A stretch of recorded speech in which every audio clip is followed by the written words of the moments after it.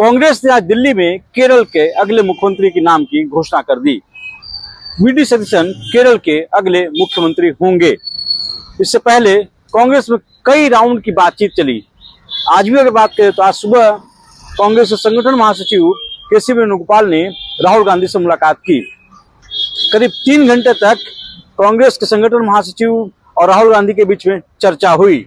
आपको बता दें कि पिछले 3 दिनों से दोनों के बीच कोई मुलाकात, कोई चर्चा नहीं हुई थी।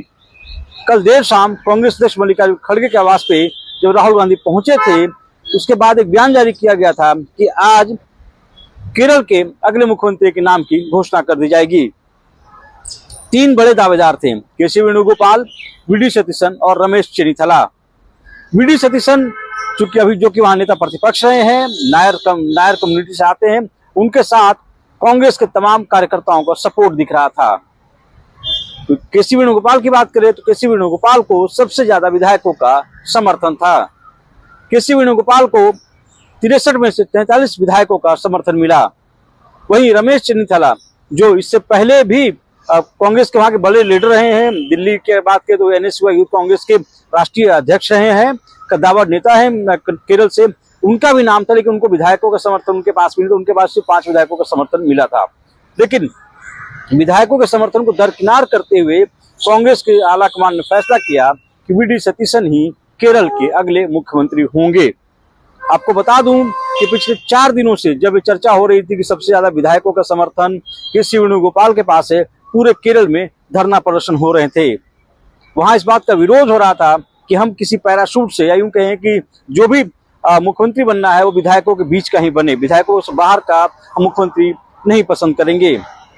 तमाम जगहों पे धरना प्रदर्शन और प्रोटेस्ट हो रहे थे और ये माना जा रहा है कि उन प्रोटेस्ट की वजह से या उनके दबाव में आकर ही आलाकमान ने अपना फैसला वी.डी. सतीशन के पक्ष में लिया, क्योंकि वहां के वर्कर्स लगातार ये प्रोटेस्ट कर रहे थे और उनको कहा जा रहा था कि पिछले 5 साल केरल में वी.डी. सतीशन ने लड़ाई लड़ी, कांग्रेस की यूडीएफ की लड़ाई लड़ी है, सबको एक लेकर वो चलते हैं, इकट्ठा करके चलने वाले लीडर हैं। तो ऐसे में वी.डी. सतीशन को ही वहां का मुख्यमंत्री बनाया जाए। तमाम तरह के, या यूं कह सकते हैं कि कई ईमेल्स भी कांग्रेस अध्यक्ष को भेजे गए, साथ साथ राहुल गांधी के दफ्तर को भी ईमेल्स भेजे गए और उनसे संपर्क करने के ये बताने की कोशिश की गई कि वी.डी. सतीशन को ही केरल का मुख्यमंत्री बनाया जाए। वी.डी. सतीशन एक कद्दावर नेता है, नायर लीडर है और संजोग देखिए, जब पिछली बार कांग्रेस के नंबर कम आए थे, जब नेता सीएलपी का नेता चुनना था, तो उस दौरान के.सी. वेणुगोपाल ने ही वी.डी. सतीशन के नाम को लेकर चर्चा की थी, नाम को आगे बढ़ाया था। उस दौरान भी रमेश चेन्नीथला बड़े दावेदार थे नेता, विधायक दल के नेता की, लेकिन उस दौरान वी.डी. सतीशन को कांग्रेस विधायक दल का नेता बनाया गया था और वो नेता प्रतिपक्ष बने। इस बार भी बात करें तो इस बार भी 3 नामों को लेकर चर्चा होने वाली थी, लेकिन उसमें बाजी मारी वी.डी. सतीशन ने। पिछले 3 दिनों से लगातार बैठकों का दौर दिल्ली में जारी था। आज जब एक तरफ जहां बैठक हो रही थी राहुल गांधी के आवास पे 5 सुनहरी बाग में, जहां पे राहुल गांधी और के.सी. वेणुगोपाल चर्चा कर रहे थे, वहीं दूसरी बैठक 10 राजाजी मार्ग पे हो रही थी, जहां पे जो तमाम ऑब्जर्वर्स हैं और साथ ही साथ जो प्रभारी हैं केरल के, उनको कांग्रेस अध्यक्ष ने बुलाया था और उनको बता दिया गया कि कांग्रेस के केरल में विधायक दल के नेता कौन होंगे। उसके बाद कांग्रेस मुख्यालय में प्रेस वार्ता हुई, जिसमें दीपादास मुंशी, जो कि वहां के ऑब्जर्वर हैं, उन्होंने घोषणा की कि आलाकमान की तरफ से, कांग्रेस की तरफ से फैसला लिया गया तमाम लोगों से बातचीत करके कि वी.डी. सतीशन ही कांग्रेस विधायक दल के नेता होंगे।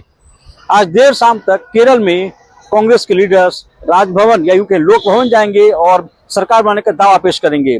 अगले 1-2 दिनों में शपथ का कार्यक्रम हो सकता है। तो ये कह सकते हैं कि जो सबसे ताकतवर लीडर हैं कांग्रेस के, के.सी. वेणुगोपाल, उनकी चाहत थी कि उनको सीएम की कुर्सी मिले, लेकिन उनकी चाहत पूरी नहीं हो पाई। रवि सिसोदिया, न्यूज़ 18, दिल्ली।